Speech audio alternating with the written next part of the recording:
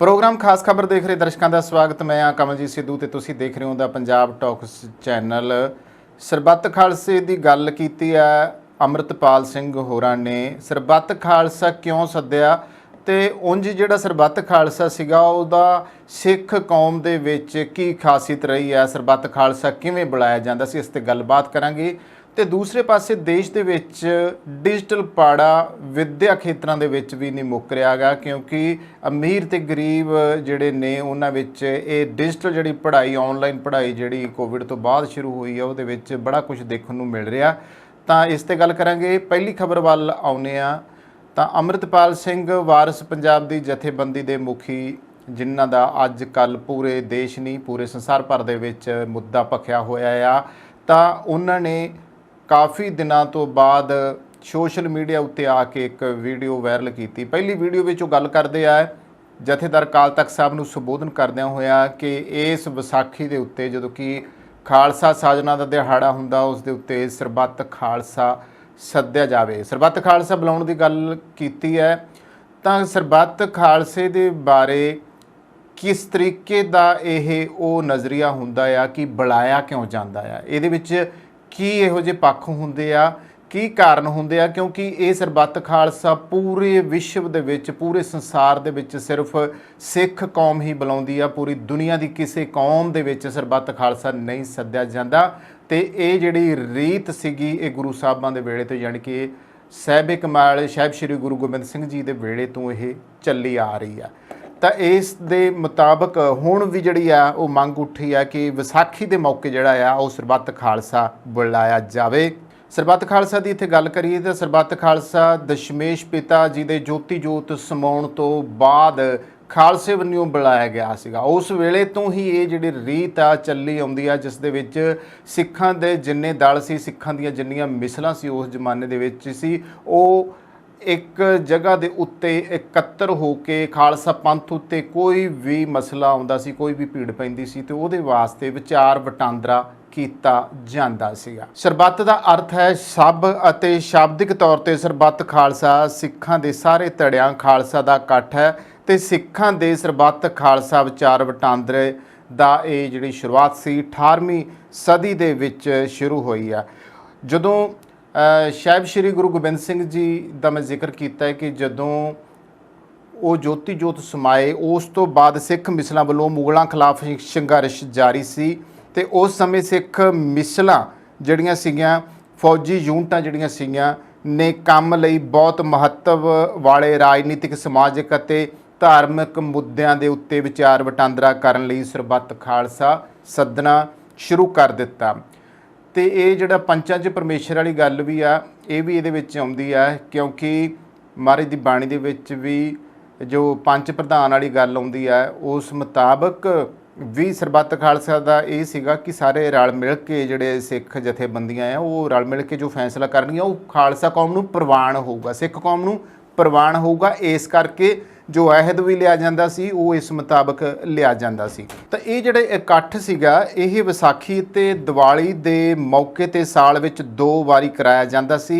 इस सरबत खालसा विच सारे सिखां नूं निर्देश जारी करन दी शक्ति सी। श्री गुरु गोबिंद सिंह जी तो बाद श्री गुरु ग्रंथ साहिब जी नूं गुरु थापिया गया ते मनुखी रूप विच गुरु की परंपरा खत्म होने तो बाद सरबत खालसा सिखां दी पहली संस्था सी जो मिसलों के अंदरूनी कलेशां ते होर मसले सुलझाउण विच बहुत प्रभावशाली भी साबित हुई है। तो सरबत खालसा सिख कौम नाल संबंधित विषयां ते विचार करन लई साल विच मैं फिर जिक्र कर ਲਾਂ कि ਜਿਹੜੇ नहीं जाणदे कि 2 वारी बुलाया जाता सीगा। दिवाली ਅਤੇ विसाखी के मौके सरबत खालसे का समागम अकाल तख्त साहब ਅੰਮ੍ਰਿਤਸਰ विखे बुलाया जाता सीगा। सारे जिहड़े सिख सीगे गुरु ग्रंथ साहिब की हजूरी विच मत्था टेक के बैठ जाते सन, तो इस तो बाद गुरबाणी का कीर्तन हुंदा सी, फिर अरदास की जाती सी। इस तो बाद कोई एक सिख खड़ा होकर संबंधित समस्या बारे सरबत खालसा नूं जानकारी दिंदा सीगा।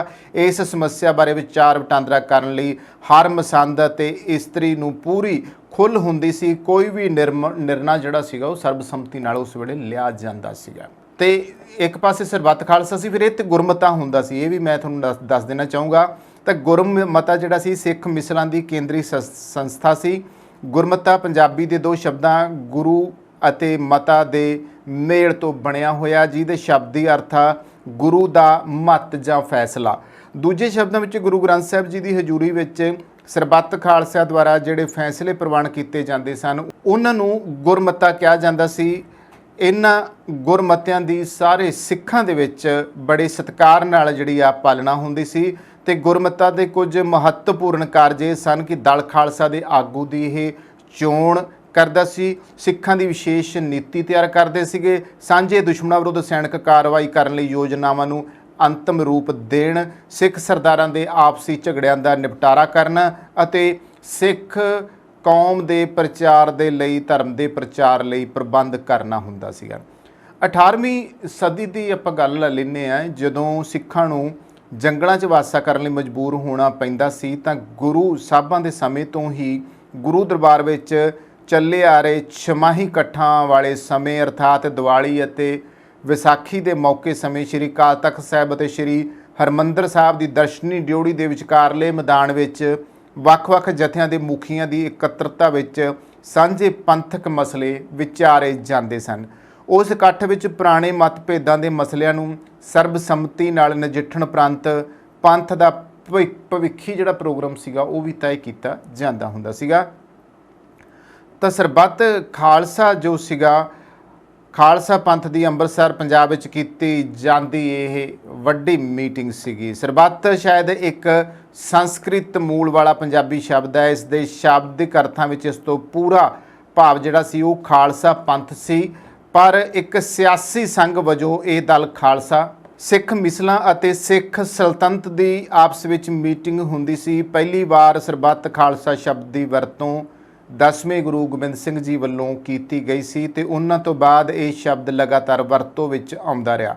ਸਰਬੱਤ ਖਾਲਸਾ ਦੀ ਆਖਰੀ ਮੀਟਿੰਗ ਜਿਹੜੀ ਸੀ 1986 ਵਿੱਚ ਖਾਲਿਸਤਾਨ ਅੰਦੋਲਨ ਸਮੇਂ ਅੰਮ੍ਰਿਤਸਰ ਵਿੱਚ ਅਕਾਲ ਤਖਤ ਸਾਹਿਬ ਦੇ ਬਾਹਰ ਕੀਤੀ ਗਈ ਸੀ। ਤੇ ਇਸ ਤੋਂ ਪਹਿਲਾਂ ਜੇ ਆਪਾਂ ਜ਼ਿਕਰ ਕਰ ਲਈਏ ਕਿ ਜਿਹੜਾ ਵੱਡਾ ਸਰਬੱਤ ਖਾਲਸਾ ਹੋਇਆ ਸੀ ਉਹ 1761 ਦੇ ਦਿਨ ਸਰਬੱਤ ਖਾਲਸੇ ਦਾ ਇਕੱਠ ਅਕਾਲ ਤਖਤ ਸਾਹਿਬ ਦੇ ਉੱਤੇ ਹੋਇਆ ਸੀ। ਇਹ ਦੋ ਇਕੱਠ ਵੱਡੇ ਜਿਹੜੇ ਆ ਹੋਏ ਸੀਗੇ। ਤਾਂ ਜਿਹੜਾ ਪਹਿਲਾ ਇਕੱਠ ਸੀਗਾ 1761 ਵਾਲਾ, ਇਸ ਇਕੱਠ ਵਿੱਚ ਗੁਰਮਤਾ ਕੀਤਾ ਗਿਆ ਸੀ ਕਿ ਜੰਡਿਆਲੇ ਦੇ ਹੰਧਾਲੀਏ ਆਕਲਦਾਸ ਤੇ ਹਰ ਭਗਤ ਨਰੰਜਣੀਆਂ ਜੋ ਮੁਗਲਾਂ ਅਤੇ ਅਫਗਾਨਾਂ ਦਾ ਸਭ ਤੋਂ ਵੱਡਾ ਏਜੰਟ ਸੀ, ਕਿਉਂਕਿ ਉਹ ਸਿੱਖਾਂ ਨੂੰ ਫੜਵਾ ਕੇ ਉਹਨਾਂ ਦੇ ਪੈਸੇ ਵੱਟਦਾ ਸੀਗਾ, ਮੁਗਲਾਂ ਕੋਲੋਂ ਪੈਸੇ ਲੈਂਦਾ ਸੀਗਾ ਤੇ ਉਸ ਦੀ ਇਸ ਹਰਾਮਜ਼ਾਦਗੀ ਦੀ ਵਜ੍ਹਾ ਕਰਕੇ ਫਿਰ ਸਰਬੱਤ ਖਾਲਸਾ ਸੱਦਿਆ ਗਿਆ ਸੀ ਕਿ ਇਹਨਾਂ ਨੂੰ ਸੋਧਣਾ ਕਿਵੇਂ ਆ। ਇਹ ਵੱਡੀ ਗੱਲ ਸੀ ਉਸ ਵੇਲੇ। ਤਾਂ ਕਸੂਰ ਦੇ ਪੇਸ਼ਗੀ ਅਤੇ ਮਲੇਰ ਕੋਟੀਆ ਦੋਵੇਂ ਸਿੱਖ ਦੁਸ਼ਮਣ ਪਠਾਨ ਰਿਆਸਤਾਂ ਸੀਗੀਆਂ ਤੇ ਸਰਹੰਦ ਦੇ ਜੈਨ ਖਾਨ ਯਾਨੀ ਕਿ ਅਹਿਮਦ ਸ਼ਾਹ ਦੇ ਸੂਬੇਦਾਰ ਅਤੇ ਹੋਰ ਦੁਸ਼ਮਣਾਂ ਨੂੰ ਸੋਧਣ ਵਾਸਤੇ ਹੀ ਉਦੋਂ ਜਿਹੜਾ ਸਰਬੱਤ ਖਾਲਸਾ ਸੱਦਿਆ ਗਿਆ ਸੀ। ਫਿਰ ਜਦੋਂ ਸਾਰੇ ਪੰਜਾਬ ਉੱਤੇ ਸਿੱਖਾਂ ਦਾ ਕਬਜ਼ਾ ਹੋ ਗਿਆ ਤਾਂ ਮਹਾਰਾਜਾ ਰਣਜੀਤ ਸਿੰਘ ਨੇ ਜੁਲਾਈ 1799 ਵਿੱਚ ਭੰਗੀ ਸਰਦਾਰਾਂ ਪਾਸੋਂ ਲਾਹੌਰ ਖੋਲ੍ਹਿਆ ਤੇ ਸਤਲੁਜੋਂ ਪੱਛਮ ਵੱਲ ਦੇ ਤਕਰੀਬਨ ਸਾਰੇ ਪੰਜਾਬ ਜੋ ਚੀਨ ਦੀ ਸਰਹੱਦ ਤੋਂ ਲੈ ਕੇ ਸਿੰਧ ਦੀ ਸਰਹੱਦ ਅਤੇ ਸਤਲੁਜ ਤੋਂ ਲੈ ਕੇ ਦਰਰਾ ਖੈਬਰ ਤੱਕ ਦੀ ਧਰਤੀ ਉੱਪਰੇ ਆਪਣੀ ਸ਼ਕਤੀ ਨਾਲ ਕਬਜ਼ਾ ਕਰ ਲਿਆ। ਤਾਂ ਫਿਰ 1808 ਵਿੱਚ ਉਸ ਨੇ ਇਸ ਸਰਬੱਤ ਖਾਲਸੇ ਦੀ ਜਿਹੜੀ ਪਰੰਪਰਾ ਸੀਗੀ ਉਹ ਇੱਕ ਤਰ੍ਹਾਂ ਬੰਦ ਹੀ ਕਰਤੀ ਸੀ, ਕਿਉਂਕਿ ਉਹ ਤੋਂ ਬਾਅਦ ਜਿਹੜਾ ਸਰਬੱਤ ਖਾਲਸਾ ਸੀਗਾ ਉਹ ਸੱਦਿਆ ਹੀ ਨਹੀਂ ਗਿਆ ਸੀਗਾ। ਉਦੋਂ ਦਾ ਬੰਦ ਹੋਇਆ ਇਹ ਸਰਬੱਤ ਖਾਲਸਾ। ਫਿਰ ਅਗਸਤ 1984 ਵਿੱਚ ਇੰਦਰਾ ਦੀ ਹਮਾਇਤ ਉੱਤੇ ਸਰਦਾਰ ਬੂਟਾ ਸਿੰਘ ਜੋ ਕਿ ਉਸ ਸਮੇਂ ਹਿੰਦੁਸਤਾਨ ਦੀ ਸਰਕਾਰ ਵਿੱਚ ਇੱਕ ਪ੍ਰਮੁੱਖ ਵਜ਼ੀਰ ਸੀ ਤੇ ਨਿਹੰਗ ਮੁਖੀ ਭਾਈ ਸੰਤਾ ਸਿੰਘ ਨੂੰ ਅੱਗੇ ਲਾ ਕੇ ਉਸਦੇ ਕਬਜ਼ੇ ਵਾਲੇ ਸਥਾਨ ਸ਼੍ਰੀ ਅੰਮ੍ਰਿਤਸਰ ਵਿੱਚ ਸਥਿਤ ਬੁਰਜ ਬਾਬਾ ਫੂਲਾ ਸਿੰਘ ਅਕਾਲੀ ਵਿੱਚ ਸਰਬੱਤ ਖਾਲਸੇ ਦੇ ਨਾਂ ਤੇ ਸਰਕਾਰੀ ਪਿੱਠੂ ਸਿੱਖਾਂ ਦਾ ਤੇ ਗੈਰ ਸਿੱਖਾਂ ਨੂੰ ਕੇਸਰੀ ਪੱਗਾਂ ਬਣਵਾ ਕੇ ਸਰਬੱਤ ਖਾਲਸਾ ਦੇ ਨਾਂ ਦੇ ਉੱਤੇ ਇੱਕ ਇਕੱਠ ਕੀਤਾ ਗਿਆ। ਸਰਕਾਰੀ ਵਸੀਲੇ ਰਾਹੀਂ ਦੂਰ ਦਰਾਡਿਓਂ ਬੰਦੇ ਸੱਦ ਕੇ ਇਸ ਇਕੱਠ ਵਾਸਤੇ ਭੀੜ ਇਕੱਠੀ ਕੀਤੀ ਗਈ। ਉਸ ਵਿੱਚ ਪੰਥ ਦੀ ਵਿਰੋਧਤਾ ਦੇ ਬਾਵਜੂਦ ਢਾਏ ਗਏ ਸ਼੍ਰੀ ਅਕਾਲ ਤਖਤ ਸਾਹਿਬ ਦੇ ਮੁੜ ਉਸਾਰੀ ਦਾ ਫੈਸਲਾ ਭਾਈ ਸੰਤਾ ਸਿੰਘ ਦੀ ਅਗਵਾਈ ਵਿੱਚ ਕਰਨ ਦਾ ਕੀਤਾ ਗਿਆ। ਇਸ ਤਰ੍ਹਾਂ ਇਹ 1808 ਦੀ ਬੰਦ ਹੋਈ ਜਿਹੜੀ ਪਰੰਪਰਾ ਮਹਾਰਾਜਾ ਰਣਜੀਤ ਸਿੰਘ ਰਾਜਕਾਲ ਵੇਲੇ ਦੀ ਸੀਗੀ। ਉਸ ਤੋਂ ਬਾਅਦ ਪੌਣੇ 2 ਸਦੀਆਂ ਪਿੱਛੋਂ हिंदुस्तान की सरकार वालों सिखां नूं धोखा देण लई मुड़ चालू की गई।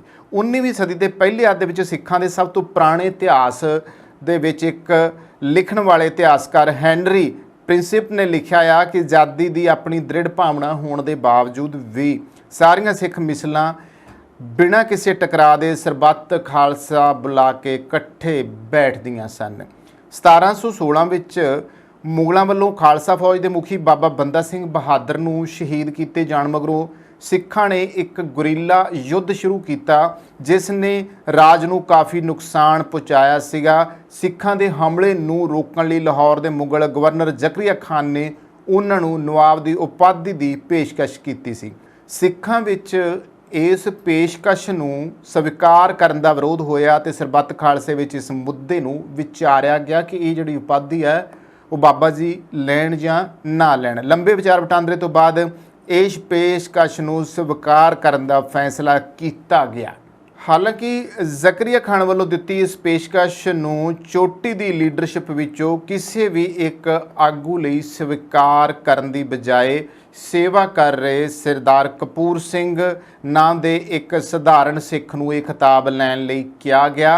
अजिहा करन दा मकसद जकरिया खान नूं ये सुनेहा देना सी कि सिखां लई नवाब दा खिताब भी कोई माने नहीं रखदा गा। इस तरह उन्हां नूं एक सधारण सिख जिहड़े सरदार कपूर सिंह सी जिहड़े गुरु साहब दे जिहड़े सिखां दे जिहड़े अस्तबल सीगे उहदे घोड़ियां दी लिद्द साफ करदे हुंदे सीगे ते ओह कपूर सिंह नूं नवाब दी जिहड़ी आ ਉਹ ਉਪਾਧੀ ਦੇ ਨਾਲ ਨਵਾਜਿਆ ਗਿਆ ਸੀਗਾ। ਨਵਾਬ ਕਪੂਰ ਸਿੰਘ ਨੇ ਕੌਮ ਦੇ ਵਿੱਚ ਇੱਕ ਬਹੁਤ ਹੀ ਕਾਬਲ ਫਿਰ ਉਹ ਆਗੂ ਸਾਬਤ ਹੋਏ ਜਿਨ੍ਹਾਂ ਨੇ ਵੱਖ-ਵੱਖ ਸਿੱਖ ਫੌਜਾਂ ਨੂੰ ਦਲ ਖਾਲਸਾ ਵਿੱਚ ਸ਼ਾਮਲ ਕੀਤਾ ਤੇ ਇਸ ਤੋਂ ਬਾਅਦ ਸਰਬੱਤ ਖਾਲਸਾ ਵੱਲੋਂ ਸਰਦਾਰ ਜੱਸਾ ਸਿੰਘ ਆਹਲੂਵਾਲੀਆ ਨੂੰ ਦਲ ਖਾਲਸੇ ਦੀ ਅਗਵਾਈ ਕਰਨ ਲਈ ਨਿਯੁਕਤ ਕੀਤਾ ਗਿਆ। महाराजा रणजीत सिंह ने 1799 ਵਿੱਚ सिख राज की स्थापना ਤੇ ਜਿੱਥੇ सिख मिसलों के दौर का अंत कर दिता ਉੱਥੇ ही सरबत खालसा की संस्था की मुढ़ली लोड़ भी जिहड़ी सी खत्म हो गई। ये उस दौर की शुरुआत भी सी जिस विच सिखां ने पहली बार आज़ादी का एहसास किया ते इस दौर विच सिखां दे बहुत सारे जिहड़े मसले सीगे वो हल होए सीगे।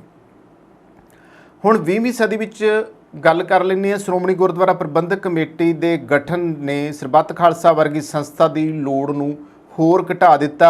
पिछले सालों दौरान श्रोमणी कमेटी की तरफों फैसले लैण लई एक सुचज्जी विधि जिहड़ी आ वो स्थापित की गई आ। हुण कुछ अपवाद की गल करते हैं कि 1920 ਦੇ ਵਿੱਚ ਸਰਬੱਤ ਖਾਲਸਾ ਗੁਰਦੁਆਰਿਆਂ ਦੇ ਨਿਯੰਤਰਣ ਵਾਸਤੇ ਵਿਚਾਰ ਵਟਾਂਦਰੇ ਲਈ ਬੁਲਾਇਆ ਗਿਆ ਤੇ ਬਾਅਦ ਵਿੱਚ ਸ਼੍ਰੋਮਣੀ ਕਮੇਟੀ ਦਾ ਜਨਮ ਹੋਇਆ। 1984 ਵਿੱਚ ਹਰਿਮੰਦਰ ਸਾਹਿਬ ਵਿਖੇ ਫੌਜੀ ਕਾਰਵਾਈ ਤੋਂ ਬਾਅਦ ਕੁਝ ਪ੍ਰਬੰਧਕਾਂ ਨੇ ਜਿਹੜਾ ਸਰਬੱਤ ਖਾਲਸਾ ਬੁਲਾਇਆ ਸੀ ਪਰ ਸ਼੍ਰੋਮਣੀ ਕਮੇਟੀ ਸਮੇਤ ਪ੍ਰਮੁੱਖ ਸਿੱਖ ਸੰਸਥਾਵਾਂ ਇਸ ਦਾ ਹਿੱਸਾ ਨਹੀਂ ਸਨ। ਇਹਨਾਂ ਇਕੱਠਾਂ ਵਿੱਚ ਸਭ ਤੋਂ ਜਿਹੜਾ ਮਹੱਤਵਪੂਰਨ ਇਕੱਠ ਸੀਗਾ 26 जनवरी 1986 ਨੂੰ ਬੁਲਾਇਆ ਗਿਆ ਸੀ ਜਦੋਂ ਕੱਟੜਪੰਥੀ ਸਿੱਖਾਂ ਨੇ ਸਾਕਾ ਨੀਲਾ ਤਾਰਾ ਵਿੱਚ ਨੁਕਸਾਨੇ ਗਏ ਸ਼੍ਰੀ ਅਕਾਲ ਤਖਤ ਸਾਹਿਬ ਵਿਖੇ ਕਾਰ ਸੇਵਾ ਬਾਰੇ ਵਿਚਾਰ ਕਰਨ ਦੀ ਮੰਗ ਕੀਤੀ ਸੀ ਤੇ ਉਸ ਸਾਲ ਬਾਅਦ ਵਿੱਚ ਸਿੱਖ ਸੰਘਰਸ਼ ਦੇ ਭਵਿੱਖ ਬਾਰੇ ਫੈਸਲਾ ਕਰਨ ਲਈ ਬਣਾਈ ਗਈ ਪੰਥਕ ਕਮੇਟੀ ਨੇ ਖਾਲਿਸਤਾਨ ਦਾ ਸੱਦਾ ਦਿੱਤਾ ਸੀ। इस तो बाद श्रोमणी अकाली दल बादल का विरोध करने वालियां सिख जथेबंदियां ने 10 नवंबर 2015 ਨੂੰ ਸਰਬੱਤ ਖਾਲਸਾ बुलाया सी। श्री अकाल तख्त साहब तख्त श्री दमदमा साहब ਅਤੇ तख्त श्री ਕੇਸਗੜ੍ਹ ਸਾਹਿਬ ਦੇ ਜਥੇਦਾਰਾਂ ਨੂੰ ਹਟਾਉਣ ਅਤੇ ਹੋਰ ਸਮਾਂਤਰ ਜਥੇਦਾਰ ਨਿਯੁਕਤ ਕਰਨ ਲਈ ਮਤੇ ਪਾਸ ਕੀਤੇ ਗਏ ਸਨ। ਇਸ ਸਰਬੱਤ ਖਾਲਸਾ ਨੇ ਪੰਜਾਬ ਦੀ ਸਿਆਸਤ ਨੂੰ ਕਈ ਤਰੀਕਿਆਂ ਦੇ ਨਾਲ ਪ੍ਰਭਾਵਿਤ ਕੀਤਾ ਤੇ ਹੁਣ एक बारी फिर सरबत खालसा बुलाउण दी जिहड़ी आ मंग उठी हुई है क्योंकि उहदे विच कई कारण जिहड़े आ उभर के नज़र आउंदे पए ने। जिस तरीके अमृतपाल सिंह होरां दीयां जिन्नियां स्टेटमेंटां हुण तक उन्हां दित्तियां ने उन्हां नूं वेख लिया जावे जिवें ओह कहिंदे आ कि सिखां नूं आज़ादी नहीं मिली सिख कौम हाले गुलाम है या फिर उस तो बाद SGPC जां जथेदार अकाल तख्त साहब दी स्टेटमेंट की गल कर लईए।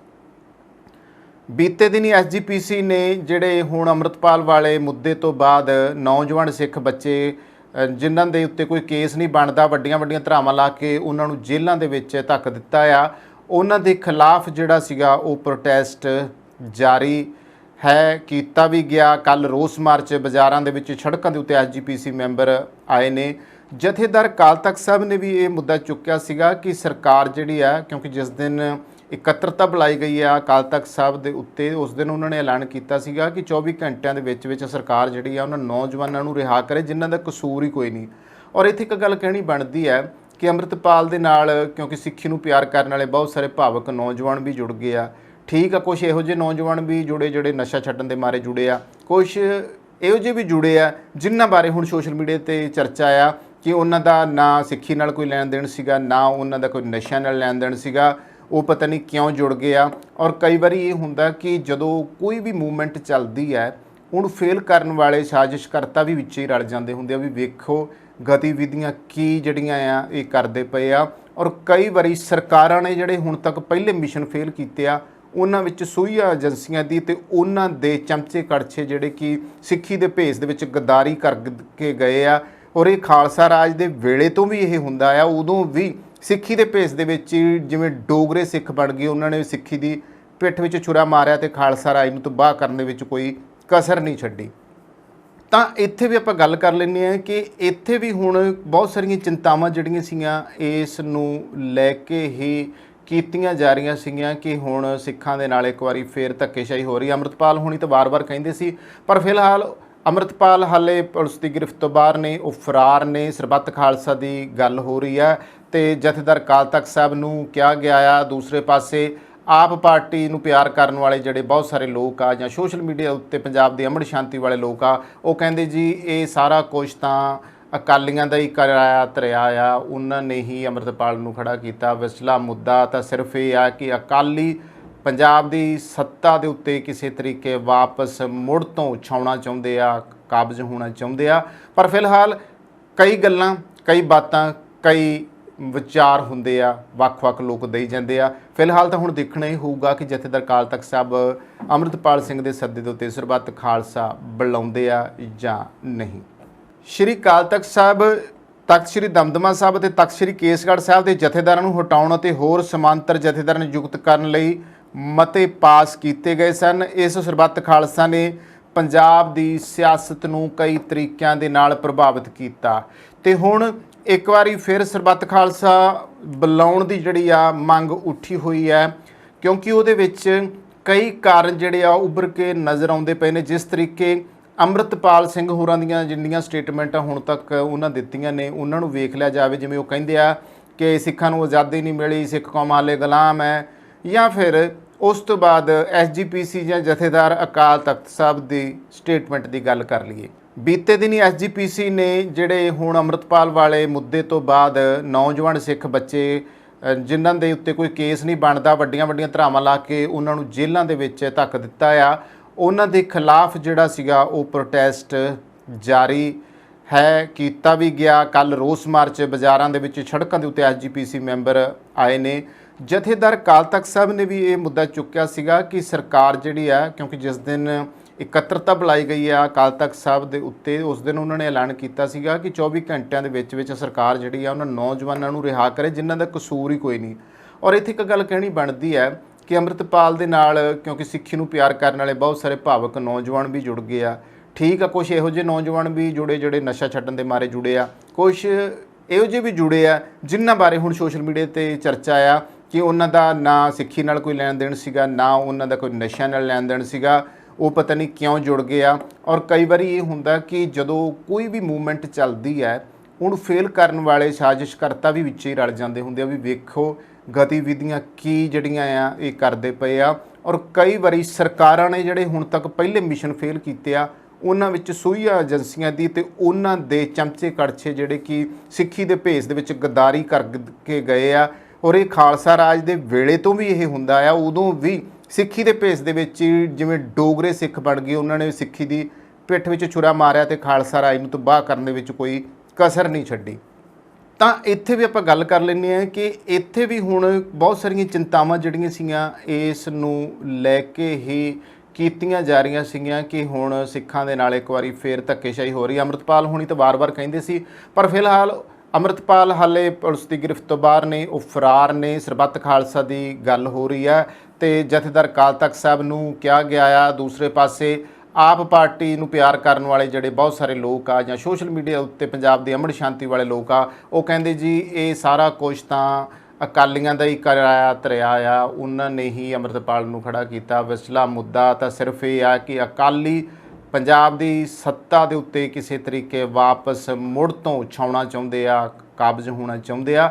ਪਰ ਫਿਲਹਾਲ ਕਈ ਗੱਲਾਂ, ਕਈ ਬਾਤਾਂ, ਕਈ ਵਿਚਾਰ ਹੁੰਦੇ ਆ, ਵੱਖ-ਵੱਖ ਲੋਕ ਦੇਈ ਜਾਂਦੇ ਆ। ਫਿਲਹਾਲ ਤਾਂ ਹੁਣ ਦੇਖਣਾ ਹੀ ਹੋਊਗਾ ਕਿ ਜਥੇਦਾਰ ਅਕਾਲ ਤਖਤ ਸਾਹਿਬ ਅੰਮ੍ਰਿਤਪਾਲ ਸਿੰਘ ਦੇ ਸੱਦੇ ਦੇ ਉੱਤੇ ਸਰਬੱਤ ਖਾਲਸਾ ਬੁਲਾਉਂਦੇ ਆ ਜਾਂ ਨਹੀਂ। ਕਿ ਇਹ ਡਿਜੀਟਲ ਇੰਡੀਆ ਦੇ ਜਿਹੜੀ ਐਜੂਕੇਸ਼ਨ ਆ ਉਹ ਕਿੱਥੇ ਖੜੀ ਆ। ਹਾਲਾਂਕਿ ਦਿੱਲੀ ਵਿੱਚ ਐਜੂਕੇਸ਼ਨ ਸਿਸਟਮ ਦੀ ਗੱਲ ਕੀਤੀ ਜਾਵੇ ਤਾਂ ਅਰਵਿੰਦ ਕੇਜਰੀਵਾਲ ਕਹਿੰਦੇ ਬਹੁਤ ਵਧੀਆ ਬਣਾਇਆ, ਉਹਨਾਂ ਦੀਆਂ ਕੋਸ਼ਿਸ਼ਾਂ ਵੀ ਹੋ ਰਹੀਆਂ ਹੈ। ਦੂਸਰੇ ਪਾਸੇ ਚੰਡੀਗੜ੍ਹ ਵਿੱਚ ਵੀ ਮਿਆਰੀ ਸਕੂਲ ਆ, ਪਰ ਚੰਡੀਗੜ੍ਹ ਦੇ ਵੀ ਕਈ ਸੈਕਟਰਾਂ ਦੇ ਵਿੱਚ ਖੁੱਲ੍ਹੇ ਹੋਏ ਜਿਹੜੇ ਸਰਕਾਰੀ ਸਕੂਲ ਆ, ਜਦੋਂ ਉੱਥੇ ਜਾਂ ਮੋਹਾਲੀ ਵਿੱਚ ਅਸੀਂ ਦੇਖਦੇ ਹਾਂ ਜਿਹੜੇ ਬੱਚੇ ਵਿਚਾਰੇ ਮੱਧਮ ਵਰਗੀ ਜਾਂ ਬਹੁਤੇ ਗਰੀਬ ਪਰਿਵਾਰਾਂ ਦੇ ਵਿੱਚੋਂ ਜਾਂਦੇ ਆ, ਉਹਨਾਂ ਕੋਲ ਤਾਂ ਵਰਦੀਆਂ ਜੋ ਕਿ ਪੈਸੇ ਵੀ ਪੂਰੇ ਨਹੀਂ ਹੁੰਦੇਗੇ, ਅਤੇ ਉਹਨਾਂ ਨੇ ਵੱਡੇ ਸਕੂਲਾਂ ਦੀਆਂ ਫੀਸਾਂ ਕਿੱਥੋਂ ਦੇਣੀਆਂ, ਅਤੇ ਉਹ ਆਪਦੇ ਘਰਾਂ 'ਚ ਨੈੱਟ ਕਿਵੇਂ ਲਵਾ ਸਕਣਗੇ। ਉਹਨਾਂ ਕੋਲ ਮੋਬਾਇਲ ਜਿਹੜੇ ਆ, ਚਲੋ ਐਂਡਰੋਇਡ ਫੋਨ ਦੀ ਗੱਲ ਹੀ ਕਰ ਲਈਏ, ਘੱਟ ਤੋਂ ਘੱਟ ਮਾੜੇ ਤੋਂ ਮਾੜਾ ਫੋਨ ਵੀ ਜਿਹੜਾ ਆ ਚੰਗੀ ਹਾਲਤ ਦਾ ਉਹ 10-15 ਹਜ਼ਾਰ ਤੋਂ ਘੱਟ ਨਹੀਂ ਮਿਲਦਾ ਗਾ। ਸੈਕਿੰਡ ਹੈਂਡ ਦੀ ਵੀ ਗੱਲ ਕਰ ਲਈ ਜਾਵੇ ਤਾਂ ਕਿੰਨਾ ਕੁ ਕੋਈ ਵਿਚਾਰਾ ਲੈ ਲੂਗਾ, ਜਿਨ੍ਹਾਂ ਦੇ ਘਰ ਗੁਜ਼ਾਰੇ ਹੀ ਬੜੇ ਔਖੇ ਚੱਲਦੇ ਆ।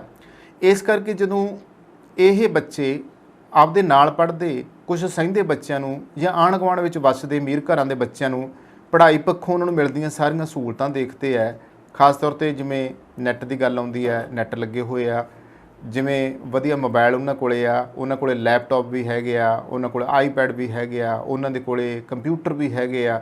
ਇਸ ਤਰੀਕੇ ਉਹ ਬੱਚੇ ਆਰਾਮ ਨਾਲ ਬਿਨਾਂ ਕਿਸੇ ਸੰਕਟ ਦੇ, ਬਿਨਾਂ ਕਿਸੇ ਦਿੱਕਤ ਦੇ ਆਪਦੇ ਘਰਾਂ ਦੇ ਵਿੱਚ ਬਹਿ ਕੇ ਉਹ ਪੜ੍ਹਾਈ ਕਰਦੇ ਪਏ ਆ। ਜਦੋਂ ਕਿ ਗਰੀਬ ਘਰਾਂ ਦੇ ਬੱਚੇ, ਉਹਨਾਂ ਨੂੰ ਤਾਂ ਘਰੇ ਬਿਜਲੀ ਮਸਾਂ ਮਿਲਦੀ ਹੈ, ਗਰੀਬ ਘਰਾਂ ਦੇ ਬੱਚਿਆਂ ਨੂੰ ਰੋਟੀ ਮਸਾਂ ਜੁੜਦੀ ਹੈ, ਅਤੇ ਉਹਨਾਂ ਦੀ ਪੜ੍ਹਾਈ ਦੇ ਵਾਸਤੇ ਕਦੇ ਸਰਕਾਰਾਂ ਨਹੀਂ ਸੋਚਦੀਆਂ ਕਿ ਜ਼ਿੰਦਗੀ ਤਾਂ ਇੱਕ ਵਾਰ ਮਿਲੀ ਹੈ, ਅਤੇ ਜੇ ਇਸ ਇੱਕ ਵਾਰ ਦੀ ਜ਼ਿੰਦਗੀ ਦੇ ਵਿੱਚ ਅਸੀਂ ਇਹਨਾਂ ਬੱਚਿਆਂ ਦੀ ਬਾਂਹ ਫੜ ਲਈਏ, ਹੋਰ ਕੁਝ ਛੱਡ ਦਈਏ। ਮੈਂ ਹਰ ਵਾਰੀ ਇਹ ਗੱਲ ਵੀ ਕਹਿੰਦਾ ਹੁੰਦਾ ਆ ਕਿ ਸਰਕਾਰਾਂ ਦੇ ਉੱਤੇ ਵੈਸੇ ਤਾਂ ਅਸੀਂ ਸਾਰੀਆਂ ਚੀਜ਼ਾਂ ਸਿੱਟੀਆਂ ਹੋਈਆਂ ਆ, ਅਤੇ ਅਸੀਂ ਰੌਲਾ ਸਾਰੀ ਦੁਨੀਆ ਦੇ ਵਿੱਚ ਸਾਡੇ ਲੋਕ ਪਾਉਂਦੇ ਆ। ਖਾਸ ਤੌਰ 'ਤੇ ਅਸੀਂ ਭਾਰਤੀ ਲੋਕਾਂ ਦੀ ਇੱਕ ਫਿਤਰਤ ਹੋ ਚੁੱਕੀ, ਰੌਲਾ ਪਾਉਣਗੇ ਕਿ ਸਰਕਾਰ ਨੇ ਆਹ ਨਹੀਂ ਕੀਤਾ, ਸਰਕਾਰ ਨੇ ਉਹ ਨਹੀਂ ਕੀਤਾ। ਅੱਜ ਮੈਂ ਇਸ ਗੱਲ ਨੂੰ ਕਹਿ ਦਿਆਂ ਅਤੇ ਉਹ ਕਈਆਂ ਨੂੰ ਕੌੜੀ ਲੱਗੂਗੀ ਕਿ ਸਾਡੇ ਦੇਸ਼ ਦੇ ਵਿੱਚ ਅਰਬਾਂ ਖਰਬਾਂ ਰੁਪਈਆ ਧਾਰਮਿਕ ਸਥਾਨਾਂ ਦੇ ਵਿੱਚ ਪਿਆ ਆ। ਜੇ ਕਿਤੇ ਇਸ ਮੁੱਦੇ ਨੂੰ ਛੇੜ ਦਿੱਤਾ ਜਾਵੇ ਤਾਂ ਇੱਥੇ ਬਹੁਤ ਵੱਡੇ ਵਿਵਾਦ ਔਰ ਦੰਗੇ ਔਰ ਖਿਲਾਰੇ ਪੈਣ ਦੀ ਗੱਲ ਸਾਹਮਣੇ ਆ ਜੂਗੀ ਕਿ ਇਸ ਧਰਮ ਦੇ ਉੱਤੇ ਹੱਲਾ ਕੀਤਾ ਗਿਆ। ਇਸ ਕਰਕੇ ਧਰਮ ਦਾ ਮਤਲਬ ਇਹ ਹੁੰਦਾ, ਜੇ ਹੁਣ ਮੈਂ ਗੱਲ ਪੁਰਾਣੇ ਵੇਲਿਆਂ ਦੀ ਕਰਾਂ ਤੇ ਜਿਹੜੇ ਧਾਰਮਿਕ ਸਥਾਨ ਹੁੰਦੇ ਸੀਗੇ ਉੱਥੇ ਅਸਤਰ ਅਤੇ ਸ਼ਸਤਰ ਵਿੱਦਿਆ ਦਿੱਤੀ ਜਾਂਦੀ ਸੀ, ਉਹਨਾਂ ਦਾ ਕੀ ਫਰਜ਼ ਹੁੰਦਾ ਸੀ। ਅੱਜ ਕਿੰਨੇ ਕੁ ਧਾਰਮਿਕ ਅਦਾਰੇ ਆ ਜਿਹੜੇ ਆਪਣੇ ਸਕੂਲ ਜਾਂ ਸੰਸਥਾਵਾਂ ਚਲਾਉਂਦੇ ਪਏ ਆ। ਅਤੇ ਫਿਰ ਦੂਸਰੇ ਪੱਖ ਦੇ ਵਿੱਚ ਇਹ ਸੀਗਾ ਕਿ ਅੱਜ ਅਸੀਂ ਦੇਸ਼ ਦੇ ਇਹਨਾਂ ਧਾਰਮਿਕ ਸਥਾਨਾਂ ਦੇ ਉੱਤੇ ਅਸੀਂ ਅਰਬਾਂ ਖਰਬਾਂ ਰੁਪਈਆ ਲਾਤਾ ਆ, ਚਾਹੇ ਉਹ ਚਿੱਟਾ ਪੱਥਰ ਲਾਤਾ ਆ, ਚਾਂਦੀ ਲਾਤੀ ਆ, ਸੋਨਾ ਲਾਤਾ ਆ, ਹੀਰੇ ਨੀਲਮ ਜਵਾਹਰ ਜੜ ਦਿੱਤੇ ਆ, ਅਤੇ ਹੋਰ ਕਿਤੇ ਛਤਰ ਚੜ੍ਹ ਗਿਆ, ਕਿਤੇ ਬਹੁਤ ਕੁਛ ਸੋਨੇ ਦਾ ਬਣਾ ਦਿੱਤਾ ਗਿਆ, ਹਰ ਚੀਜ਼ ਹੀ ਸੋਨੇ ਵਿੱਚ ਮੜ੍ਹ ਦਿੱਤੀ ਗਈ ਆ। ਹਰ ਉਹ ਚੀਜ਼ ਜਿਹੜੀ ਕਿ ਕਿਸੇ ਲੋਕਾਂ ਦੇ ਹੁਣ ਕੰਮ ਨਹੀਂ ਆਊਗੀ, ਤਾਂ ਉਸ ਚੀਜ਼ ਨੂੰ ਇਸ ਤਰੀਕੇ ਬਦਲ ਦਿੱਤਾ ਗਿਆ। ਯਾਨੀ ਕਿ ਜਿਹੜਾ ਲੋਕਾਂ ਦਾ ਪੈਸਾ ਆ, ਕਾਸ਼ ਜੇ ਧਾਰਮਿਕ ਸੋਚ ਵਾਲੇ ਲੋਕ ਆਪਣੀ ਇਸ ਸੌੜੇਪਨ ਤੋਂ ਉੱਪਰ ਉੱਠ ਜਾਣ। ਠੀਕ ਹੈ ਕਿ ਇੱਥੇ ਦੇਸ਼ ਦੇ ਵਿੱਚ ਧਾਰਮਿਕ ਮੁੱਦਾ ਆ ਜਿਹੜਾ ਆ ਉਹ ਜਲਦੀ ਮਸਲਾ ਬਣਦਾ ਆ, ਪਰ ਜੇ ਇਹ ਲੋਕ ਜਾਗਰੂਕ ਹੋ ਜਾਣ, ਜੇ ਇਹਨਾਂ ਨੇ 21ਵੀਂ ਸਦੀ ਦੇ ਹਾਣ ਦਾ ਹੁਣ ਅੰਗਰੇਜ਼ ਸਾਡੇ ਕੋਲੋਂ ਲੁੱਟ ਕੇ ਸਾਡਾ ਪੈਸਾ, ਸਾਡਾ ਸੋਨਾ, ਸਾਡੇ ਹੀਰੇ ਜਵਾਹਰਤ, ਸਾਡਾ ਧਨ ਸਦੀਆਂ ਪਹਿਲਾਂ ਸਾਡੇ ਕੋਲੋਂ ਲੈ ਗਏ ਆ। ਅੱਜ ਉਹ ਦੇਸ਼ ਸਥਿਰ ਹੋ ਗਿਆ, ਉਹਨਾਂ ਨੂੰ ਕੋਈ ਟੈਨਸ਼ਨ ਨਹੀਂ ਹੈਗੀ, ਉਹਨਾਂ ਕੋਲ ਇੰਨਾ ਹੀ ਪੈਸਾ ਹੈ, ਇੰਨਾ ਹੀ ਪੈਸਾ। ਅੱਜ ਜੇ ਭਾਰਤ ਦੀ ਗੱਲ ਕੀਤੀ ਜਾਵੇ ਤਾਂ ਭਾਰਤ ਦੇ ਸਾਰੇ ਟੋਟਲ ਧਾਰਮਿਕ ਸਥਾਨ ਲੈ ਲਓ, ਉਹਨਾਂ ਦੇ ਵਿੱਚ ਜਿੰਨਾ ਪੈਸਾ ਅਰਬਾਂ ਖਰਬਾਂ ਦੇ ਰੂਪ ਵਿੱਚ ਪਿਆ ਆ, ਜਿੰਨਾ ਚੜ੍ਹਾਵੇ ਚੜ੍ਹਦੇ ਆ, ਜੇ ਉਹ ਸਾਰੇ ਦੇ ਸਾਰੇ ਦੇਸ਼ ਦੀ ਵਿੱਦਿਆ ਅਤੇ ਸਿਹਤ ਉੱਤੇ ਲਾ ਦਿੱਤੇ ਜਾਵੇ ਤਾਂ ਅਸੀਂ ਦੁਨੀਆ ਦੇ ਕਿਸੇ ਮੁਲਕ ਤੋਂ ਮਾੜੇ ਨਹੀਂ।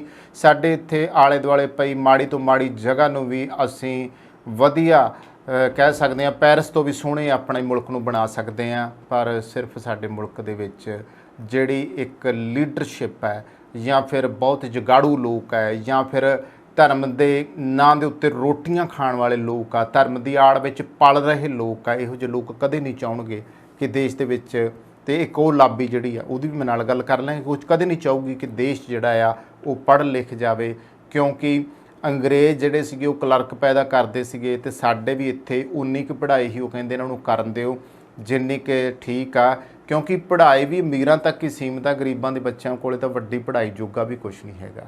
ਇਹ ਤਾਂ ਚਲੋ ਹੁਣ ਪੰਜਾਬ ਦੇ ਵਿੱਚ ਜੇ ਗੱਲ ਕਰਾਂ ਤੇ ਪੰਜਾਬ ਦੀ ਕੁਝ ਕਿਸਾਨੀ ਜ਼ਰੂਰ ਆ ਕਿ ਆਪਦੇ ਬੱਚਿਆਂ ਨੂੰ ਆਈਲੈਟਸ ਕਰਾ ਕੇ ਬਾਹਰ ਭੇਜਤਾ ਤੇ ਪੜ੍ਹਾਈ ਕਰਾ ਰਹੀ ਆ, ਪਰ ਫਿਲਹਾਲ ਸਥਿਤੀ ਤਾਂ ਉੱਥੇ ਵੀ ਇਦਾਂ ਦੀ ਖੜੀ ਆ। ਤਾਂ ਇਸ ਮੁੱਦੇ ਤੇ ਆਉਣੇ ਆ ਕਿ ਜਿਹੜੀ ਡਿਜੀਟਲ ਪੜ੍ਹਾਈ ਹੋਣੀ ਚਾਹੀਦੀ ਆ, ਅੱਜ ਦੀ ਲੋੜ ਆ ਕਿ ਜੇ ਦੁਨੀਆ ਦੇ ਹਾਣੀ ਹੋਣਾ ਆ ਭਾਰਤ ਨੇ, ਤਾਂ ਜ਼ਰੂਰ ਸਾਡੇ ਬੱਚਿਆਂ ਨੂੰ ਡਿਜੀਟਲ ਪੜ੍ਹਾਈ ਕਰਾਉਣ ਦੇ ਵਾਸਤੇ ਇੰਟਰਨੈਟ ਸਕੂਲਾਂ ਦੇ ਵਿੱਚ ਲਵਾ ਕੇ ਦਿੱਤੇ ਜਾਣ, ਫ੍ਰੀ ਆਫ ਕਾਸਟ।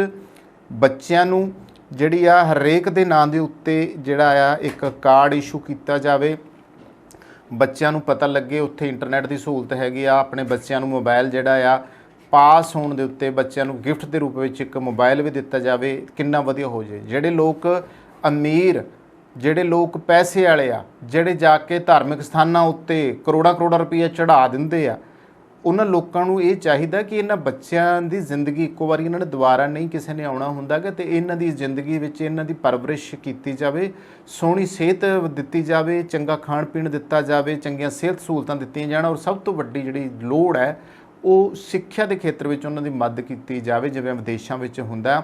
ਉਸ ਤੋਂ ਬਾਅਦ ਜਦੋਂ ਬੱਚਾ ਪਰਿਪੱਕ ਹੋ ਜਾਂਦਾ ਫਿਰ ਆਪਣੇ ਆਪ ਉਹ ਕੰਮ ਵੀ ਲੱਭ ਸਕਦਾ, ਕੰਮ ਕਰ ਵੀ ਸਕਦਾ ਆ, ਕਿਉਂਕਿ ਉਹਨੂੰ ਆਪਣੇ ਉੱਤੇ ਇਹ ਭਰੋਸਾ ਹੋਊਗਾ ਕਿ ਉਹ ਪੜ੍ਹ ਲਿਖ ਗਿਆ ਤੇ ਉਹਦੇ ਕੋਲੇ ਨੌਲੇਜ ਆ, ਉਹਦੇ ਕੋਲੇ ਜਾਣਕਾਰੀ ਆ, ਉਹ ਕੁਝ ਵੀ ਕਰ ਸਕਦਾ, ਉਹ ਬਣ ਸਕਦਾ।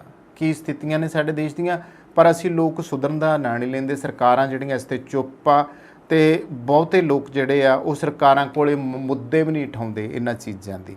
ਤਾਂ ਇੱਥੇ ਗੱਲ ਕਰੂੰਗਾ ਕਿ ਮਹਾਮਾਰੀ ਨੇ ਡਿਜੀਟਲ ਸਿੱਖਿਆ ਦੀਆਂ ਸੰਭਾਵਨਾਵਾਂ ਸਾਹਮਣੇ ਲਿਆਂਦੀਆਂ ਸੀਗੀਆਂ ਤੇ ਡਿਜੀਟਲ ਪਾੜੇ ਦੀਆਂ ਜਿਹੜੀਆਂ ਆ ਸਦਾ ਸਹਿਣ ਵਾਲੀਆਂ ਵੰਡੀਆਂ ਵੀ ਇੱਕ ਪਾਸੇ ਨਵੀਂ ਸਿੱਖਿਆ ਤਕਨੀਕਾਂ, ਸਮਾਰਟ ਕਲਾਸਰੂਮ, ਰੋਬੋਟਿਕਸ ਅਤੇ ਮਸਨੂਈ ਬੁੱਧੀ ਵਰਤਣ ਵਾਲੇ ਨਿੱਜੀ ਸਕੂਲ ਹਨ, ਤੇ ਦੂਜੇ ਪਾਸੇ ਅਜਿਹੇ ਸਕੂਲ ਆ ਜਿਵੇਂ ਮੈਂ ਫਿਰ ਜ਼ਿਕਰ ਕਰ ਲਾਂ ਕਿ ਜਿੱਥੇ ਅਧਿਆਪਕਾਂ ਦੀ ਕਮੀ ਦੀ ਸਮੱਸਿਆ ਸਦਾ ਰਹਿੰਦੀ ਹੈ, ਕੰਪਿਊਟਰ ਉੱਥੇ ਹੈ ਨਹੀਂ ਗੇ, ਪੂਰੇ ਪਰਿਵਾਰ ਵਿੱਚ ਸਿਰਫ ਇੱਕ ਸਮਾਰਟਫੋਨ ਹੈ ਅਤੇ ਇੰਟਰਨੈਟ ਦੀ ਘੱਟ ਸਪੀਡ ਪੜ੍ਹਾਈ ਵਿੱਚ ਰੁਕਾਵਟਾਂ ਖੜੀਆਂ ਕਰਦੀ ਆ। ਆਨਲਾਈਨ ਸਿੱਖਿਆ ਤਬਦੀਲੀ ਲਿਆ ਸਕਦੀ ਹੈ ਜੇ ਇੰਟਰਨੈਟ ਸਹੂਲਤਾਂ ਸਭ ਨੂੰ ਮੁਹੱਈਆ ਕਰਵਾਈਆਂ ਜਾਣ। ਸਰਕਾਰੀ ਸਕੂਲਾਂ ਦੇ ਵਿਦਿਆਰਥੀਆਂ ਅਤੇ ਸਟਾਫ ਦੀ ਪੜ੍ਹਾਈ ਸੰਬੰਧੀ ਦਿੱਕਤਾਂ ਦੂਰ ਕਰਨ ਲਈ ਸੰਜੀਦਗੀ ਨਾਲ ਮਿਲ ਜੁਲ ਕੇ ਡਿਜੀਟਲ ਠੁੰਮਣਾ ਦੇਣਾ ਕੇਂਦਰੀ ਅਤੇ ਸੂਬਾਈ ਸਰਕਾਰਾਂ ਦਾ ਫਰਜ਼ ਬਣਦਾ ਆ।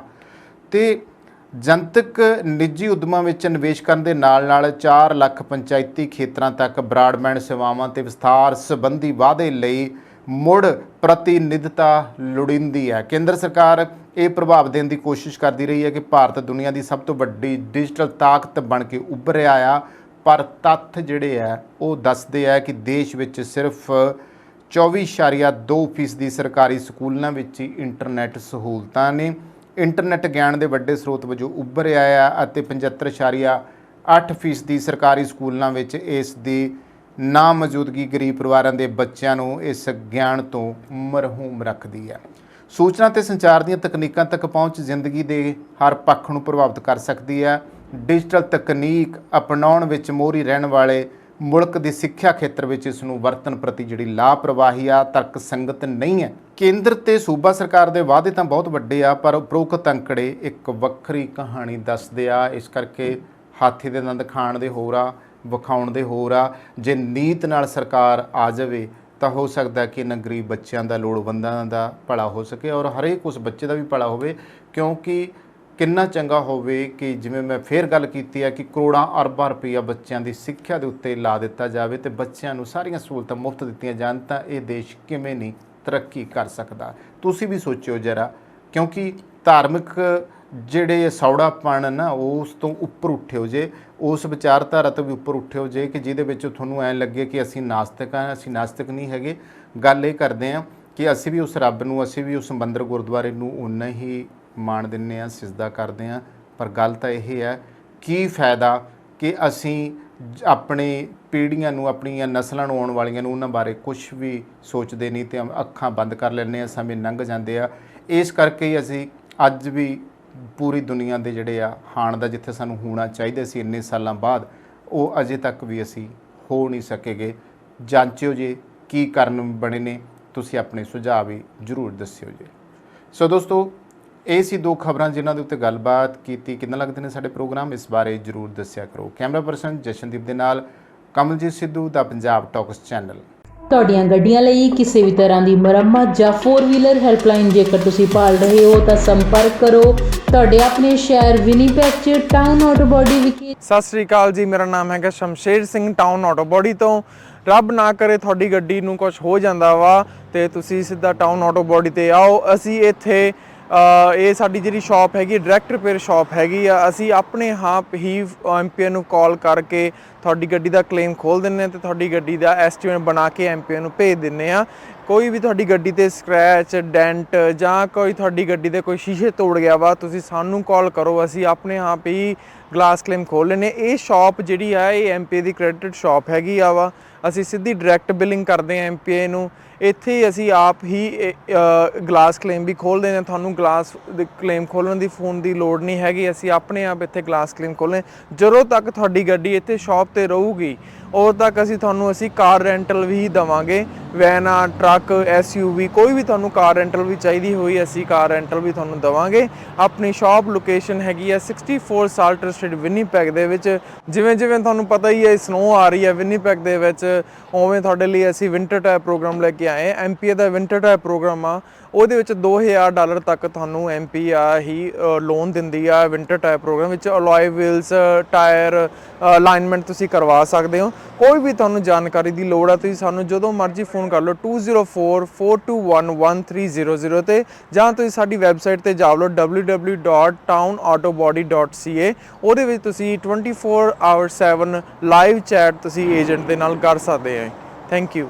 ਹਾਂਜੀ, ਸਤਿ ਸ੍ਰੀ ਅਕਾਲ ਜੀ। ਮੇਰੀ ਗੱਡੀ ਦਾ ਇੱਥੇ ਇੱਕ ਡੈਂਟ ਜਿਹਾ ਪੈ ਗਿਆ ਸੀਗਾ। ਉਸ ਤੋਂ ਬਾਅਦ ਮੈਂ ਇਹਨਾਂ ਕੋਲ ਟਾਊਨ ਆਟੋ ਬਾਡੀ ਵਾਲਿਆਂ ਕੋਲ ਆਇਆ ਤੇ MPI ਤੋਂ ਕਲੇਮ ਲੈਣ ਤੋਂ ਬਾਅਦ ਇਹਨਾਂ ਕੋਲ ਗੱਡੀ ਆਪਾਂ ਨੇ ਰੱਖ ਦਿੱਤੀ ਤੇ ਥੋੜ੍ਹੀ ਦਿਨਾਂ ਦੇ ਵਿੱਚ ਇਹਨਾਂ ਨੇ ਗੱਡੀ ਮੇਰੀ ਪੂਰੀ ਚੰਗੀ ਤਰ੍ਹਾਂ ਮੁਕੰਮਲ ਕਰਕੇ ਸਹੀ ਕਰਕੇ ਦੇ ਦਿੱਤੀ ਹੈ। ਤੇ ਨਾਲ ਦੀ ਨਾਲ ਇਹਨਾਂ ਨੇ ਗੱਡੀ ਦੀ ਮੇਰੀ ਦੀ ਡਿਟੇਲਿੰਗ ਵੀ ਕਰਤੀ, ਧੋਤੀ ਤੇ ਗੱਡੀ ਪੂਰੀ ਲਿਸ਼ਕਾਤੀ ਤੇ ਬਹੁਤ ਵਧੀਆ ਜਿਹੜੀ ਆ ਕਸਟਮਰ ਸਰਵਿਸ ਵੀ ਦਿੰਦੇ ਨੇ। ਤੇ ਜੇਕਰ ਤੁਹਾਨੂੰ ਉਸ ਟਾਈਮ ਤੇ ਜੇਕਰ ਤੁਹਾਡੀ ਗੱਡੀ ਖਰਾਬ ਹੋਈ ਹੈ ਤੇ ਕੋਈ ਰੈਂਟਲ ਗੱਡੀ ਤੁਸੀਂ ਚਲਾਉਣ ਨੂੰ ਲੈਣੀ ਹੈ ਤੇ ਉਹ ਵੀ ਜਿਹੜੀ ਹੈ ਤੁਹਾਨੂੰ ਪ੍ਰੋਵਾਈਡ ਕਰ ਦਿੰਦੇ ਨੇ। ਮੈਂ ਤੁਹਾਨੂੰ ਹਾਈਲੀ ਰਿਕਮੈਂਡ ਕਰਾਂਗਾ ਵਿਨੀਪੈਗ ਏਰੀਆ ਦੇ ਵਿੱਚ ਜਾਂ ਤੁਸੀਂ ਕਿਸੇ ਹੋਰ ਲਾਗ ਪਾਸ ਦੇ ਏਰੀਆ ਦੇ ਵਿੱਚ ਤੁਹਾਡੀ ਗੱਡੀ ਹੈ ਖਰਾਬ ਹੁੰਦੀ ਹੈ, ਤੁਸੀਂ ਇਹਨਾਂ ਕੋਲ ਪਹੁੰਚੋ ਤੇ ਬਹੁਤ ਹੀ ਵਧੀਆ ਸਰਵਿਸ ਤੇ ਜਲਦੀ ਜਿਹੜੀ ਤੁਹਾਨੂੰ ਆ ਤੁਹਾਡੀ ਗੱਡੀ ਚਲਦੀ ਕਰਕੇ ਦੇ ਦਿੰਦੇ ਨੇ। ਥੈਂਕ ਯੂ ਜੀ। ਸਰਵਿਸ ਦਾ ਲਾਭ ਉਠਾਉਣ ਲਈ ਹੁਣੇ ਕੰਟੈਕਟ ਕਰੋ town auto body 64 Salter street Winnipeg MB Canada Manitoba. ਸਾਡਾ ਕੰਟੈਕਟ ਨੰਬਰ ਹੈ +1204 421 1300। ਜਦੋਂ US ਅਤੇ ਕੈਨੇਡਾ ਵਿਚਕਾਰ ਸਰਹੱਦ ਪਾਰ ਸ਼ਿਪਿੰਗ ਦੀ ਗੱਲ ਆਉਂਦੀ ਹੈ ਤਾਂ ਤੁਹਾਨੂੰ ਲੋੜ ਹੈ ਅਜਿਹੀ ਕੰਪਨੀ ਦੀ ਜਿਸ ਤੇ ਤੁਸੀਂ ਭਰੋਸਾ ਕਰ ਸਕੋ, ਜਿਸ ਕੋਲ ਕੰਮ ਨੂੰ ਸਹੀ ਢੰਗ ਨਾਲ ਕਰਨ ਲਈ ਅਨੁਭਵ, ਮੁਹਾਰਤ ਅਤੇ ਸਰੋਤ ਹੋਣ। ਤੁਹਾਨੂੰ ਲੋੜ ਹੈ ਫੋਰਟਰੈਕਸ ਦੀ। ਉੱਤਰੀ ਅਮਰੀਕਾ ਵਿੱਚ ਪ੍ਰਮੁੱਖ ਕ੍ਰਾਸ ਬਾਰਡਰ ਟਰੱਕਿੰਗ ਲਈ ਸਭ ਤੋਂ ਭਰੋਸੇਮੰਦ ਅਤੇ ਤਜਰਬੇਕਾਰ ਕੰਪਨੀ। ਸਤਿ ਸ਼੍ਰੀ ਅਕਾਲ ਜੀ, ਵੈਲਕਮ ਟੂ ਫੋਰਟਰੈਕਸ, ਤੁਹਾਡੀ ਆਪਣੀ ਨਾਰਥ ਅਮਰੀਕਾ ਵਾਈਡ ਕੰਪਨੀ। ਫੋਰਟਰੈਕਸ ਤੁਹਾਨੂੰ ਪ੍ਰੋਵਾਈਡ ਕਰਦੀ ਹੈ ਕੈਨੇਡਾ ਵਾਈਡ ਅਤੇ ਕ੍ਰਾਸ ਬਾਰਡਰ ਟਰਾਂਸਪੋਰਟ ਸਰਵਿਸਿਜ਼, ਜਿੱਥੇ ਕਿ ਡੈਡੀਕੇਟਿਡ ਰਨਸ ਕੈਲੀਫੋਰਨੀਆ ਤੇ ਟੈਕਸਸ ਦੇ ਨਾਲ ਕੈਨੇਡਾ ਵਾਈਡ ਫਲੈਕਸੀਬਲ ਵਰਕ ਵੀ ਪ੍ਰੋਵਾਈਡ ਕੀਤਾ ਜਾਂਦਾ ਹੈ। ਸਾਡੀ ਡਿਸਪੈਚ ਟੀਮ ਕੰਜ਼ਿਊਮਰ ਅਤੇ ਕਸਟਮਰ ਦੋਨਾਂ ਲਈ ਹੀ 24 ਆਵਰ ਕੰਮ ਕਰਦੀ ਹੈ ਅਤੇ ਇਸੇ ਦੇ ਨਾਲ ਹੀ 24 ਆਵਰ ਰੋਡ ਸਾਈਡ ਅਸਿਸਟੈਂਸ ਸਾਡੇ ਡਰਾਈਵਰ ਵੀਰਾਂ ਵਾਸਤੇ ਉਪਲਬਧ ਕੀਤੀ ਜਾਂਦੀ ਹੈ, ਜਿੱਥੇ ਕਿ ਯਾਰਡ ਦੇ ਵਿੱਚ ਹੀ ਤੁਹਾਨੂੰ ਸਕੇਲ, ਕ੍ਰਾਸਟਾਕ ਅਤੇ ਫਿਊਲ ਸਟੇਸ਼ਨ ਦੀਆਂ ਸਰਵਿਸਿਜ਼ ਪ੍ਰੋਵਾਈਡ ਕੀਤੀਆਂ ਜਾਂਦੀਆਂ ਹਨ। ਤੁਹਾਡਾ ਸਮਾਨ, ਪਿਆਰ ਤੇ ਵਿਸ਼ਵਾਸ ਕਿੰਨਾ ਜ਼ਿਆਦਾ ਕੀਮਤੀ ਹੈ, ਇਸ ਗੱਲ ਨੂੰ ਫੋਰਟਰੈਕਸ ਚੰਗੀ ਤਰ੍ਹਾਂ ਸਮਝਦਾ ਹੈ ਅਤੇ ਅਸੀਂ ਇਸ ਨੂੰ ਬਹੁਤ ਸਾਵਧਾਨੀ ਤੇ ਧਿਆਨ ਨਾਲ ਤੁਹਾਡੇ ਆਪਣਿਆਂ ਤੱਕ ਪਹੁੰਚਾਉਂਦੇ ਹਾਂ। ਸਾਡੀ ਆਧੁਨਿਕ ਟਰੈਕਿੰਗ ਟੈਕਨੋਲੋਜੀ ਦੀ ਮਦਦ ਨਾਲ ਤੁਸੀਂ ਆਪਣੀ ਸ਼ਿਪਮੈਂਟ ਨੂੰ ਟਰੈਕ ਕਰ ਸਕਦੇ ਹੋ। ਇਸ ਲਈ ਭਾਵੇਂ ਮੰਜ਼ਿਲ ਕਿੰਨੀ ਹੀ ਦੂਰ ਕਿਉਂ ਨਾ ਹੋਏ, ਫੋਰਟਰੈਕਸ ਤੁਹਾਡਾ ਪਿਆਰ ਤੁਹਾਡੇ ਆਪਣਿਆਂ ਤੱਕ ਪਹੁੰਚਾਉਣ ਲਈ ਹੈ ਹਮੇਸ਼ਾ ਤਿਆਰ। ਅੱਜ ਹੀ ਸਾਡੇ ਡਰਾਈਵਰਾਂ, ਵੇਅਰਹਾਊਸਾਂ ਅਤੇ ਲੌਜਿਸਟਿਕ ਮਾਹਿਰਾਂ ਦੇ ਵਿਆਪਕ ਨੈਟਵਰਕ ਨਾਲ ਜੁੜੋ ਤੇ ਆਪਣੇ ਕਾਰੋਬਾਰ ਨੂੰ ਉਚੇਰੇ ਪੱਧਰ ਤੇ ਲੈ ਜਾਓ। ਫੋਰਟਰੈਕਸ ਤੁਹਾਡਾ ਭਰੋਸਾ ਹਮੇਸ਼ਾ ਬਰਕਰਾਰ ਰੱਖਦੀ ਆਈ ਹੈ ਤੇ ਹਮੇਸ਼ਾ ਰੱਖੇਗੀ। ਹੋਰ ਜਾਣਨ ਲਈ ਅੱਜ ਹੀ ਸਾਡੇ ਨਾਲ ਸੰਪਰਕ ਕਰੋ।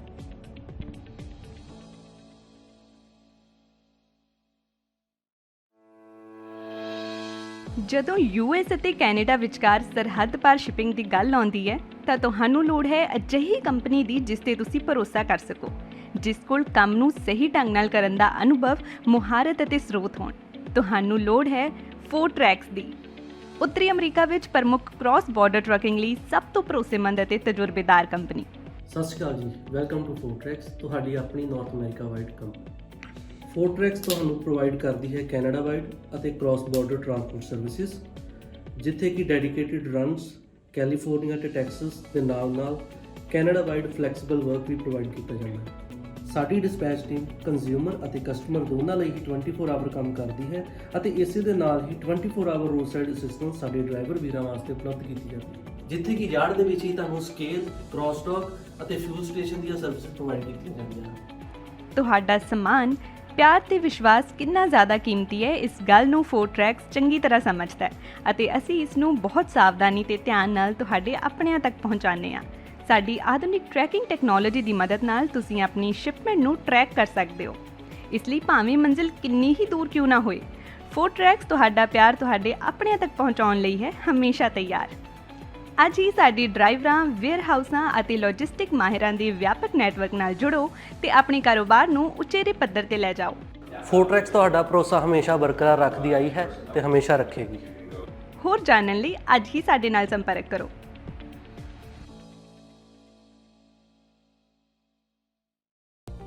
Bad hair day? Don't worry, ਅਸੀਂ ਤੁਹਾਡੀ ਹਰ ਜ਼ਰੂਰਤ ਨੂੰ ਸਮਝਦੇ ਹਾਂ। ਸ਼ਹਿਰ ਦੀ ਸਭ ਤੋਂ ਵਧੀਆ ਤੇ ਬਜਟ ਫ੍ਰੈਂਡਲੀ ਹੇਅਰ ਸੈਲੂਨ ਵਿੱਚ ਤੁਹਾਡਾ ਸਵਾਗਤ ਹੈ। ਸਤਿ ਸ਼੍ਰੀ ਅਕਾਲ ਜੀ, ਮੈਂ ਹਾਂ ਰਮਨ। ਸਤਿ ਸ਼੍ਰੀ ਅਕਾਲ ਜੀ, ਮੈਂ ਹਾਂ ਜਸ RJ ਹੇਅਰ ਸਲੂਨ ਤੋਂ। ਸਾਡੇ ਟੈਲੈਂਟਡ ਸਟਾਈਲਿਸਟ ਤੁਹਾਨੂੰ ਆਪਣੀ ਪਸੰਦ ਅਨੁਸਾਰ ਹੇਅਰ ਕੱਟ, ਕਲਰ ਅਤੇ ਸਟਾਈਲ ਦਿੰਦੇ ਨੇ ਜੋ ਤੁਹਾਡੀ ਲੁੱਕ ਨੂੰ ਸੂਟ ਕਰਦਾ ਹੈ। ਇਸ ਲਈ ਸਿਰਫ ਉੱਚ ਗੁਣਵੱਤਾ ਵਾਲੇ ਪ੍ਰੋਡਕਟਸ ਦਾ ਇਸਤੇਮਾਲ ਕੀਤਾ ਜਾਂਦਾ ਹੈ ਤਾਂ ਜੋ ਤੁਹਾਡਾ ਸਟਾਈਲ ਤੇ ਖੂਬਸੂਰਤੀ ਰਹੇ ਹਮੇਸ਼ਾ ਬਰਕਰਾਰ। RJ ਹੇਅਰ ਸਲੂਨ ਤੁਹਾਨੂੰ ਪ੍ਰੋਵਾਈਡ ਕਰਦਾ ਹੈ hair smoothing, keratin hair smoothing, keratin treatments, hair cut, hair spas, colour corrections, root retouch, highlights, ਬੈਲਿਆਜ।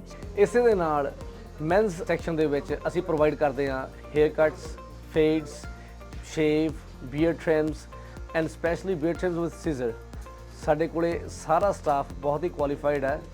ਸਾਰੀ services, waxing, keratin, smoothing, highlights, everything ਵੀ ਪ੍ਰੋਵਾਈਡ ਹੇਅਰ। ਅਸੀਂ ਗਾਰੰਟੀ ਦਿੰਦੇ ਹਾਂ ਕਿ ਸੈਲੂਨ ਤੋਂ ਬਾਹਰ ਨਿਕਲਦੇ ਸਾਰ ਤੁਸੀਂ ਮਹਿਸੂਸ ਕਰੋਗੇ ਥੋੜਾ ਜ਼ਿਆਦਾ ਖੂਬਸੂਰਤ, ਥੋੜਾ ਹੋਰ ਜ਼ਿਆਦਾ ਕੌਨਫੀਡੈਂਟ। ਸਤਿ ਸ਼੍ਰੀ ਅਕਾਲ ਜੀ, ਮੇਰਾ ਨਾਮ ਹੈ ਮਨਵੀਰ ਸਿੰਘ ਤੇ ਮੈਂ ਬਰੈਂਪਟਨ ਤੋਂ ਮੂਵ ਹੋਇਆ ਸੀ ਵਿਨੀਪੈਗ ਤੇ ਮੈਂ ਸਰਚ ਕਰਦਾ ਸੀਗਾ ਬੈਸਟ ਹੇਅਰ ਸਲੂਨ ਇਨ ਵਿਨੀਪੈਗ ਤੇ ਮੈਨੂੰ ਪਹਿਲੇ ਨੰਬਰ ਤੇ ਆਇਆ RJ ਹੇਅਰ ਸਲੂਨ। ਸਤਿ ਸ਼੍ਰੀ ਅਕਾਲ ਜੀ, ਮੇਰਾ ਨਾਮ ਹੈ ਤਰੁਣ। ਮੈਂ ਤੁਹਾਨੂੰ ਰეკਮੈਂਡ ਕਰਾਂਗਾ ਕਿ RJ ਹੇਅਰ ਸਲੂਨ ਤੇ ਆਓ ਤੇ ਇੱਥੇ ਤੁਹਾਨੂੰ ਆਪਣੇ ਹਰ ਤਰ੍ਹਾਂ ਦੀ ਹੇਅਰ ਸਟਾਈਲਿੰਗ ਔਰ ਬੀਅਰਡ ਸਟਾਈਲਿੰਗ ਮਿਲ ਜੇਗੀ। Hi, my name is Lindsay. I've been coming to RJ Hair Salon since they opened up 4 years ago, and Jazz has always been fantastic with my hair. ਅਸੀਂ ਸਿਰਫ hair cut ਨਹੀਂ ਕਰਦੇ ਬਲਕਿ ਤੁਹਾਡੀ ਖੂਬਸੂਰਤੀ ਸੰਵਾਰਦੇ ਹਾਂ, ਕਿਉਂਕਿ ਸਾਡਾ ਮੰਨਣਾ ਹੈ ਜਦੋਂ ਤੁਸੀਂ ਖੁਦ ਨੂੰ ਚੰਗੇ ਲੱਗਦੇ ਹੋ ਤਾਂ ਤੁਹਾਨੂੰ ਸਭ ਚੰਗਾ ਲੱਗਦਾ ਹੈ। Your own saloon, your own style. ਤਾਂ ਇਸ ਨਾਲ ਹੀ ਸਾਡੀ ਅਨਦਰ RJ ਹੇਅਰ ਸਲੂਨ ਦੀ ਬ੍ਰਾਂਚ ਓਪਨ ਹੋ ਰਹੀ ਹੈ, ਜਿਹਦੀ ਕਿ ਲੋਕੇਸ਼ਨ ਆ 601 ਮਨਰੋ ਐਵਨਿਊ। ਤਾਂ ਤੁਸੀਂ ਉੱਥੇ ਵੀ ਜ਼ਰੂਰ ਵਿਜ਼ਿਟ ਕਰ ਸਕਦੇ ਹੋ। ਈਸਟ ਦੇ ਵਿੱਚ ਰਹਿੰਦੇ ਕਸਟਮਰਸ ਲਈ ਨੇੜੇ ਆ ਤੇ ਸਾਡਾ ਕੰਟੈਕਟ ਨੰਬਰ ਆ 2049988959। ਆਪਣੇ ਵਾਲਾਂ ਦੀ ਸਕਿਨ ਨੂੰ ਦਿਓ ਇੱਕ ਨਵੀਂ ਪਹਿਚਾਨ। ਅੱਜ ਹੀ ਕਾਲ ਕਰੋ ਜਾਂ ਵਿਜ਼ਿਟ ਕਰੋ RJ ਹੇਅਰ ਸੈਲੂਨ।